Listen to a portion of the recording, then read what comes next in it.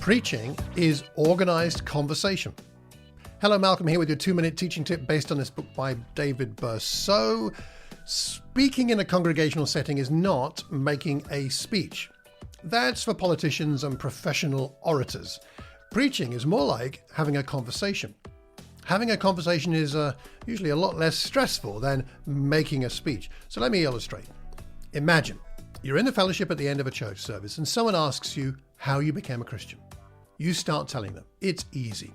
You don't need a script. You hardly need to think about what to say. It just comes out. And imagine also that as you tell your story to that person, another person joins you, then one or two more. And by the time you finish telling your testimony, you have a small crowd around you. Does that change anything about the way you speak? But not really. Perhaps you speak a little bit louder with the larger group, but otherwise it's still a conversation. That's what we're talking about when we say that preaching and teaching are conversations, simply organised conversation. There are a few ways in which preaching differs from conversations. Let me give them to you briefly, 4 of them. Number 1, we need to pray about it.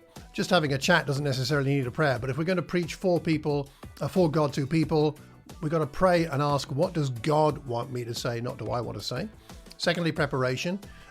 Preaching at new material that we never preached before needs organising. Thirdly, we need a point. What specific point does God want me to make for this group on this day? That needs some prayer and thinking. And delivery. Fourthly, delivery. What adjustments do I need to make to my conversational style given the circumstances in which I will deliver this lesson? It's very different if you've got 50 people as opposed to 5,000 or 5. So to wrap up, do you agree with my assertion that speaking to the church is a conversation?